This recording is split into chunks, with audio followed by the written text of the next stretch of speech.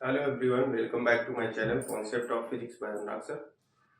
आज का टॉपिक है आपको इलेक्ट्रॉन की एनर्जी कैलकुलेट करनी है। Energy of electron in Bohr orbit. Bohr orbit में इलेक्ट्रॉन की एनर्जी कैलकुलेट करनी है। तो इसके लिए आप यहाँ पे देख सकते हैं कि जो इलेक्ट्रॉन होता है पॉजिटिव न्यूक्लियस के अराउंड रेवोल्यूशन करता है। यहाँ पे इस तरह से इसकी अकॉर्डिंग टू बोहर इसकी एक वृत्ति कक्षा होती है। वृत्ति कक्षा में इलेक्ट्रॉन घूमता है। सपोज दैट इलेक्ट्रॉन का जो चार्ज है वो E है, वेलोसिटी V है। V वेलोसिटी से मूव करता है और इसकी यहां से डिस्टेंस है वो R है। ये टेंजेंशियल वेलोसिटी है, वेलोसिटी V वेलोसिटी से मूव करता है और ये इसकी रेडियस R, इसी को हम पोजीशन वेक्टर भी बोलते हैं। अब ये इलेक्ट्रॉन और यहां पे पॉजिटिव चार्ज है और पॉजिटिव चार्ज है कितना, जेड एटॉमिक नंबर है। हाइड्रोजन के लिए Z इक्वल टू 1। तो यहां पे भी चार्ज है पॉजिटिव और इस जगह पे नेगेटिव चार्ज है। ये नेगेटिव इलेक्ट्रॉन पे नेगेटिव चार्ज होता है। तो इसकी एनर्जी आपको कैलकुलेट करनी, तो एनर्जी दो तरह से होती है। एक इसकी पोटेंशियल एनर्जी P और एक इसकी काइनेटिक एनर्जी Ke। तो ये दो टर्म आपको कैलकुलेट करना है। अब आपको ये देखना है कि पोटेंशियल एनर्जी कब होगी इलेक्ट्रॉन में, क्योंकि यहां पे इलेक्ट्रॉन क्या है, इस न्यूक्लियस के द्वारा इसके द्वारा एक फील्ड यहां जनरेट की जा रही है। इस इलेक्ट्रिक फील्ड के इफेक्ट में ये यहां पे मूव कर रहा है। तो इस इलेक्ट्रिक फील्ड के कारण इसमें एक एनर्जी होगी जिसको हम बोलेंगे पोटेंशियल एनर्जी। किसके कारण, इलेक्ट्रिक फील्ड के कारण। तो इस पे पोटेंशियल एनर्जी आपको कैलकुलेट करना है। सबसे फर्स्ट टर्म आपको कैलकुलेट करना है पोटेंशियल एनर्जी। पोटेंशियल एनर्जी जिसको शॉर्ट फॉर्म में हम पी लिखते हैं। ये पोटेंशियल एनर्जी आपको यहां पे कैलकुलेट करना है। तो फर्स्ट पॉइंट में पोटेंशियल एनर्जी किस तरीके से कैलकुलेट करेंगे, वो इलेक्ट्रॉन की आणविक कक्षा जो लेते हैं इसमें इसकी स्थितिज ऊर्जा आपको निकालनी है। पोटेंशियल एनर्जी का जनरल फार्मूला क्या होता है, U equal to 1/4πε0 Q1 Q2 upon R। ये होता है इसका जनरल फार्मूला। तो यहां पे Q1 क्या है, ये Q1 है और यहां ये Q2 आपने ले लिया, Q1 Q2।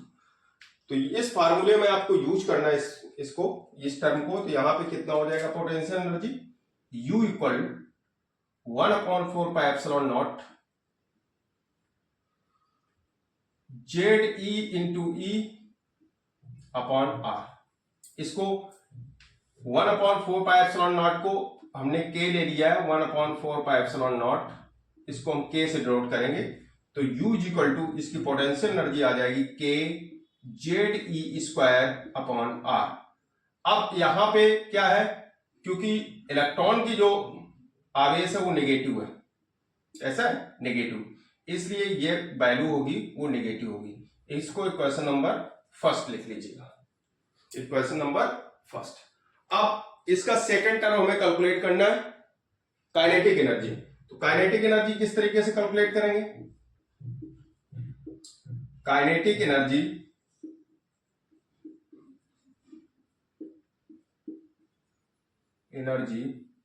इसको जनरली के ही लिखते हैं ऑफ इलेक्ट्रॉन। काइनेटिक एनर्जी कब होगी, इलेक्ट्रॉन डिफरेंट ऑर्बिट में क्या कर रहा है, इसका ये रोटेट कर रहा है डिफरेंट ऑर्बिट में। ये इसकी फर्स्ट ऑर्बिट है, ये सेकंड, इस तरीके से थर्ड ऑर्बिट, ऐसे डिफरेंट ऑर्बिट में रोटेट कर रहा है। जो इसकी क्लोजर ऑर्बिट है उसकी जो वेलोसिटी होगी वो सबसे ज्यादा होती है। जिस तरीके से ऑर्बिट की संख्या इंक्रीज करती है इसकी वेलोसिटी डिक्रीज होती जाती है।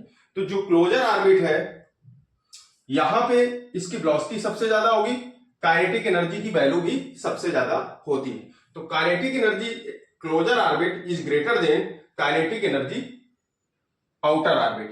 तो आउटर ऑर्बिट से काइनेटिक एनर्जी, क्योंकि यहां पे इलेक्ट्रॉन की वेलोसिटी सबसे ज्यादा होती है, तो kinetic energy for closer orbit, closer मतलब जो न्यूक्लियस के पास की ऑर्बिट है, is greater than kinetic energy outer orbit. Outer orbit, इस कॉन्सेप्ट को आप नोट कर लें।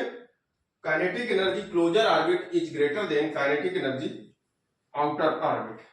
इसके बाद में आपको काइनेटिक एनर्जी का कॉन्सेप्ट कंप्लीट करने के लिए यहां पे एक फोर्स अप्लाई होता है, उस फोर्स को हम बोलते हैं इलेक्ट्रोस्टैटिक फोर्स।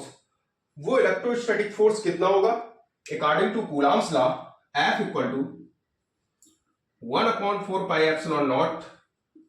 यहां पे इलेक्ट्रोस्टैटिक फोर्स अप्लाई करना है कूलॉम्स लॉ के according, ZE into E upon R square, ZE into E upon R square. और ये जो इलेक्ट्रोस्टैटिक फोर्स है Fe, it provide centripetal force. ये क्या करता है? इलेक्ट्रॉन पे एक सेंट्रीपेटल फोर्स अप्लाई होता है, किसके कारण? इस इलेक्ट्रोस्टैटिक फोर्स के कारण। तो ये जो इलेक्ट्रोस्टैटिक फोर्स होगा वो किसके इक्वल हो जाएगा? सेंट्रीपेटल फोर्स Fc के। मतलब यहां पे जो वैद्युत बल इलेक्ट्रिक फोर्स अप्लाई हो रहा है, जिसको हम वैद्युत बल कहते हैं, ये अवकेंद्र बल देता है, क्योंकि उसका नेचर क्या है? केंद्र की तरफ सेंटर है, न्यूक्लियस की तरफ। ये डायरेक्शन, फोर्स की डायरेक्शन होती है केंद्र की तरफ, और जितने भी फोर्स होते हैं उनकी डायरेक्शन अगर केंद्र की तरफ है तो वो सभी फोर्स जो होते हैं उनको हम बोलते हैं सेंट्रीपेटल फोर्स। वो कोई भी फोर्स हो सकता है, फ्रिक्शन फोर्स भी सेंट्रीपेटल फोर्स की तरह बिहेव करता है। तो यहां पे क्या है, ये जो इलेक्ट्रोस्टैटिक फोर्स है, ये इस सिचुएशन में न्यूक्लियस के अराउंड जब रेवोल्यूशन कर रहा है इलेक्ट्रॉन, इस सिचुएशन में इलेक्ट्रॉन पे जो लगने वाला सेंट्रीपेटल फोर्स है वो इलेक्ट्रोस्टैटिक फोर्स के इक्वल होगा। मतलब electrostatic force provide centripetal force. यहां पे Fe जो होगा वो Fc के इक्वल हो जाएगा। अब आपको पता है सेंट्रीपेटल फोर्स जो होता है उसकी वैल्यू कितनी होती है? सेंट्रीपेटल फोर्स की वैल्यू आपको निकालनी है। तो सेंट्रीपेटल फोर्स की जो वैल्यू होती है वो कितनी होती है? Fc equal to mv square upon r। Fc equal to mv square upon r। इन दोनों को इक्वल कर लेंगे, दोनों फार्मूलों को। तो यहां तक आप स्क्रीनशॉट ले लें।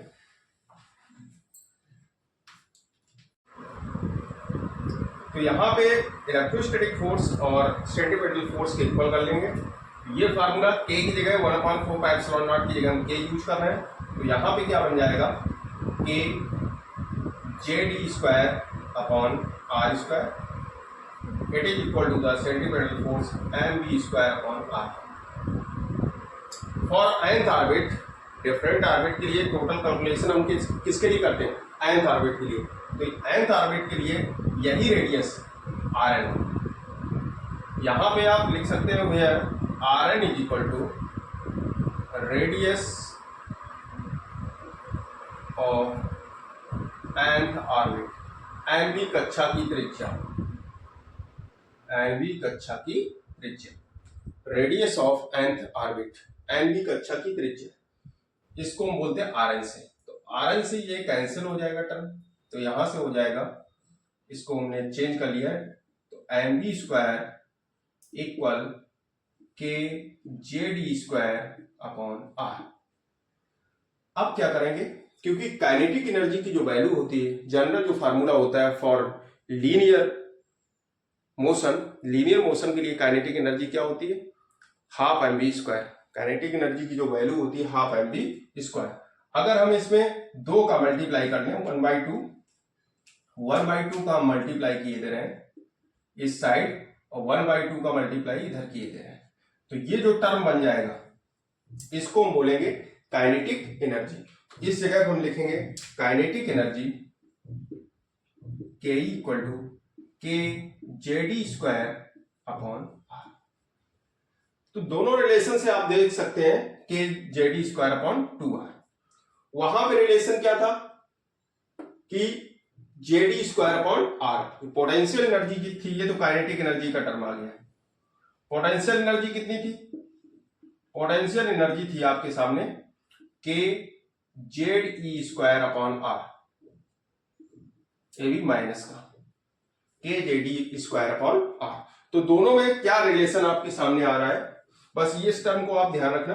Kinetic energy for closer orbit is greater than kinetic energy outer orbit. मतलब यहाँ पे जो इलेक्ट्रॉन की वेलोसिटी ज्यादा होगी, इसलिए काइनेटिक एनर्जी क्लोजर ऑर्बिट में ज्यादा होती है।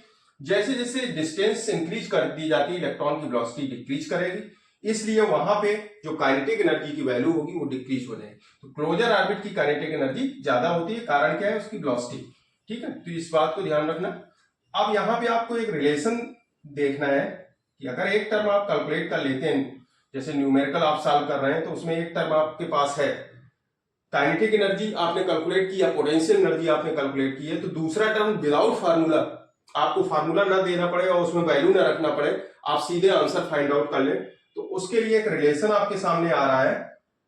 काइनेटिक एनर्जी आपने देखा है, यहां पे पोटेंशियल एनर्जी जो है, यहां पे काइनेटिक एनर्जी का अगर मॉडुलस निकालें, kinetic energy it is equal to the modulus of upon 2। मतलब पोटेंशियल एनर्जी की क्या है? Half.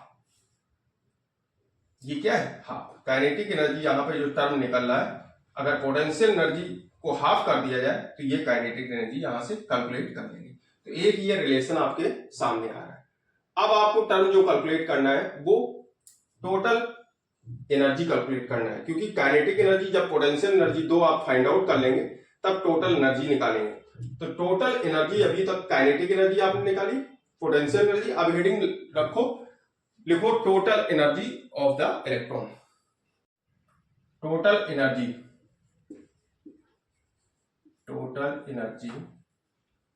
of electron in Bohr orbit equal to, it is equal kinetic energy plus potential energy।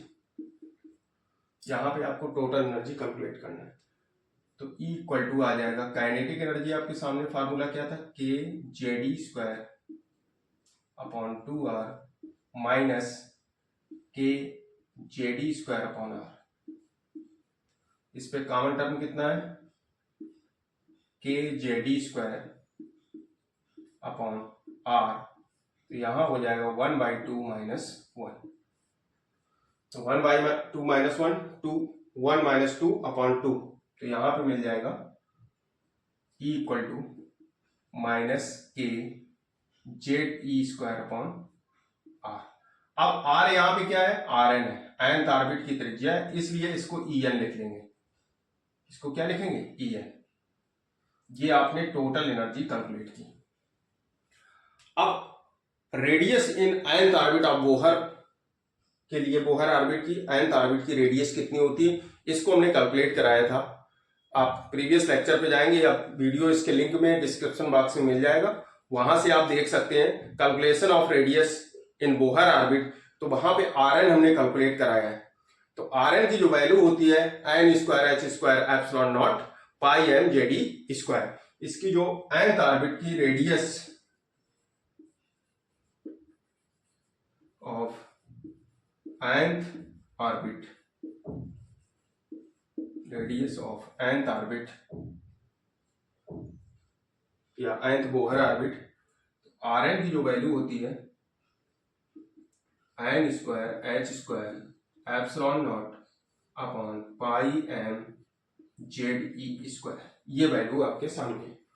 तो ये are N nth orbit की जो radius आपके सामने है, इस रेडियस की वैल्यू हम लोग यूज करेंगे, n square h square epsilon naught pi m Z e square. अब इस वैल्यू को, जो ये आर एन आपने कैलकुलेट किया, इस टर्म को आपको यूज करना है,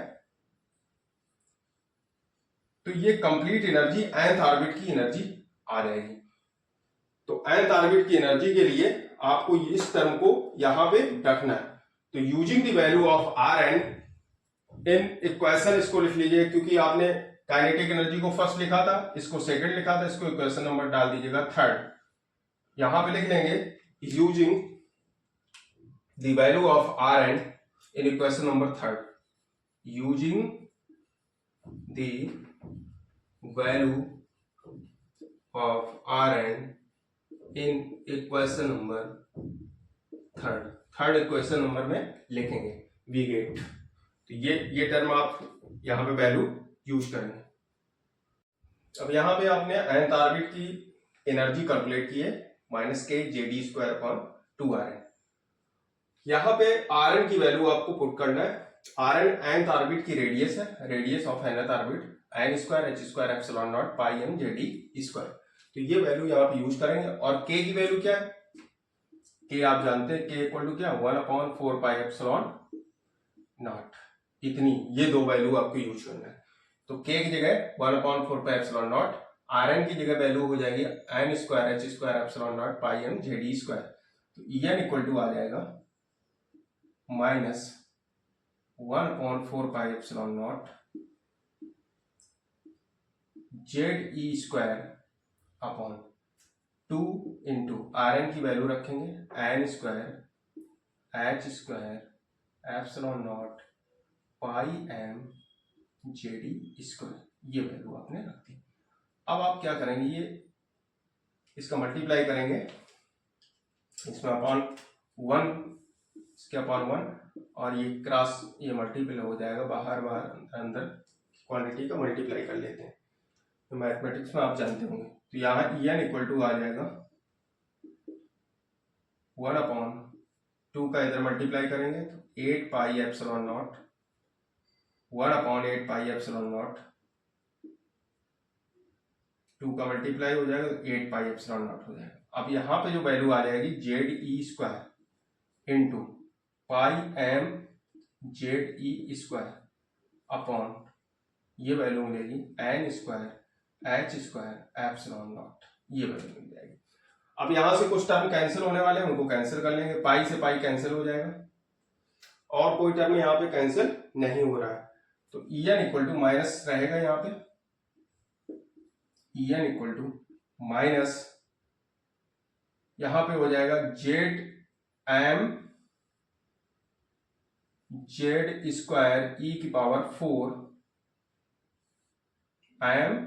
mZ²e⁴ अपॉन, ये टर्म मिल जाएगा 8n²h²ε0²।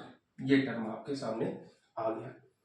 अब आप इस टर्म को इस तरह से अरेंज करना है कि यहाँ पे एक कांस्टेंट की वैल्यू को इंक्लूड करना होता है, जिसको हम बोलते हैं रेडबर्ग कांस्टेंट। उस रेडबर्ग कांस्टेंट की वैल्यू यहाँ पे आ जाए। ये टोटल टर्म आपने कैलकुलेट किया है। अभी आपने क्या किया है, यहाँ तक टोटल एनर्जी आपने कैलकुलेट की थी, potential energy plus kinetic energy. Total energy calculate करने के बाद में आपने पोटेंशियल प्लस काइनेटिक करके टोटल एनर्जी निकाली। टोटल एनर्जी kJd²/2r, ये वैल्यू आ गई। nth ऑर्बिट की जो रेडियस थी, इसको आपने कैलकुलेट किया है। इसका जो डिस्क्रिप्शन बॉक्स में हम लिंक दे देंगे, किस तरीके से कैलकुलेट करते हैं Rn, वो आपको दिखाई मिल जाएगा, उसको आप बात कर सकते हैं। k की वैल्यू आपको पता है, k इक्वल टू 1/4πε0। तो यहां से आपने Rn की वैल्यू रखी, k की और कैलकुलेट करके ये फार्मूला आपके सामने आ गया। अब इसमें आपको रेडबर्ग कांस्टेंट यूज करना है। तो रेडबर्ग कांस्टेंट इसी टर्म में किस तरीके से आएगा, इस चीज को आपको देखना है। अब आपको me⁴ इस तरीके से अरेंज करना है, Z² को बाहर करना है, ये एटॉमिक नंबर है, और ऑर्बिटल नंबर को अलग कर लेना है। शेष कांस्टेंट क्वांटिटी कौन कौन सी है? m कांस्टेंट है, charge of electron 8h²ε0, permittivity in free space, h Planck constant. इनको एक साथ रख लेंगे, ये टर्म आ जाएंगे। यहां पे रहेगा माइनस me⁴ ε0² h², Z²/n², इसको बाहर कर देंगे। अब यहां पे आप क्या करेंगे, क्योंकि इस टर्म को हम रेडबर्ग कांस्टेंट के टर्म में ले जा रहे हैं, तो माइनस me⁴ अपॉन 8ε0² इसमें आपने क्या किया, एक टर्म होता है Hc, इसका हमने क्या किया, मल्टीप्लाई कर दिया ऊपर Hc का, Hc का मल्टीप्लाई यहां नीचे कर दिया। दोनों टर्म में हमने Hc से मल्टीप्लाई कर दिया, ठीक है। तो ये टर्म मिल जाएगा यहाँ पे Z²/n²। अब ये टर्म को जब आप मल्टीप्लाई करेंगे तो यहां पे क्या बन जाएगा टर्म, ये टर्म इसको ऐसे ही लिखना है me⁴ minus me⁴ upon 8 epsilon not square CH⁵, यहां पे C का मल्टीप्लाई होगा C और H का होगा H² H³ में कन्वर्ट हो जाएगा CH³। टर्म बचा HC या CH, क्या बचा CH और इंटू Z² अपॉन N²। इतनी स्टेप आपको समझ आ गई होगी। हमने क्या किया, SC का मल्टीप्लाई किया, CH का मल्टीप्लाई किया ऊपर नीचे न्यूमरेटर और डिनोमिनेटर में दोनों में, और इस टर्म को हमने बाहर कर दिया, वो CH हो जाएगा, इसका मल्टीप्लाई किया है। ठीक है, इतना टर्म जो मिलेगा आपको, ये जो टर्म है आपके सामने, जो ब्रैकेट में आपको स्क्वायर ब्रैकेट में हम बंद किया है, इतना टर्म बन जाएगा रेडबर्ग कांस्टेंट। और रेडबर्ग कांस्टेंट की जो वैल्यू होती है वो वैल्यू कितनी है, R इक्वल टू, इसको हम बोलते हैं रेडबर्ग्स कांस्टेंट, रेडबर्ग्स कांस्टेंट R की जो वैल्यू मिलेगी वो मिलेगी me⁴ upon 8 epsilon not square CH³। ये वैल्यू होती है रेडबर्ग कांस्टेंट की। तो यहां पे जो एनर्जी का फार्मूला आपके सामने आएगा वो ये आ जाएगा, En इक्वल, जब इतना टर्म रेडबर्ग कांस्टेंट हो गया तो यहां पे आ जाएगा माइनस, तो यहां पे चल रहा था माइनस, इतने टर्म की जगह R रख देंगे, R CH Z² upon N²। ये आप nth ऑर्बिट का आपने एनर्जी का फार्मूला कैलकुलेट किया है। अब यहां पे R की जो वैल्यू होती है, जब यहां पे आप वैल्यू रखेंगे इलेक्ट्रॉन का मास, इलेक्ट्रॉन का चार्ज, और ये परमिटिविटी इन फ्री स्पेस, और C क्या है लाइट वेलोसिटी, और H प्लैंक कांस्टेंट, जब इसकी वैल्यू यहां पे रखेंगे तो एक टर्म मिलेगा कैलकुलेट करने के बाद में कि रेडबर्ग कांस्टेंट होगा कितना। ये टर्म की जब वैल्यू आप यूज कर लेंगे तो रेडबर्ग कांस्टेंट आप कैलकुलेट करके कमेंट बॉक्स में हमें बताएंगे इसका कैलकुलेशन। वैल्यू आपके सामने हम लिखे दे रहे हैं, वैल्यू होती है रेडबर्ग कांस्टेंट की R is equal to 1.09 into 10⁷ per metre, ये वैल्यू होती है रेडबर्ग कांस्टेंट की। अब ये वैल्यू जब यूज करोगे आप, इसका यूज करेंगे यहाँ पे, तो यहां से कैलकुलेशन जो मिलेगा, R और C H की वैल्यू रखेंगे, C क्या है लाइट वेलोसिटी, H क्या है प्लैंक कांस्टेंट, इनकी वैल्यू आप यूज करोगे तो यहाँ पे कैलकुलेशन करने के बाद में आपको जो वैल्यू मिल जाएगी वो इलेक्ट्रॉन वोल्ट के टर्म में आएगी, और इलेक्ट्रॉन वोल्ट के टर्म में ये वैल्यू आपको मिलेगी En equal -13.6 Z² upon N²। Electron volt किसमें मिलेगी, इलेक्ट्रॉन वोल्ट में। ये दोनों टर्म आप कैलकुलेट करेंगे और कमेंट बॉक्स में आप बताएंगे। यहां पे आपको इलेक्ट्रॉन मास यूज करना है, electron charge, permittivity in free space 8.85 into 10⁻12 coulomb square newton metre square, C light velocity, और H प्लैंक कांस्टेंट 6.63 इंटू 10⁻34। ये वैल्यू यूज करने के बाद में आपको रेडबर्ग कांस्टेंट कैलकुलेट करना है। रेडबर्ग कांस्टेंट कैलकुलेट करने के बाद रेडबर्ग कांस्टेंट की यहां वैल्यू रखेंगे, C की रखेंगे, H रखेंगे, और 1.6 इंटू 10⁻19 से डिवाइड कर देंगे, क्योंकि ये वैल्यू आपको इलेक्ट्रॉन वोल्ट में निकालना है। तो यहां पे टोटल वैल्यू रखने के बाद में आपको 1.6 इंटू 10⁻19 से डिवाइड करेंगे, क्योंकि इलेक्ट्रॉन वोल्ट में वैल्यू निकालना है, तो आपको टर्म मिलेगा -13.6 Z² अपॉन N²। ये आपने बोहर nth ऑर्बिट की एनर्जी कैलकुलेट की है, टोटल एनर्जी है बोहर की nth ऑर्बिट के लिए।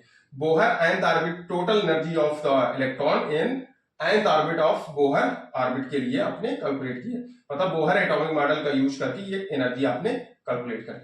तो यहां तक आप स्क्रीनशॉट ले सकते हैं।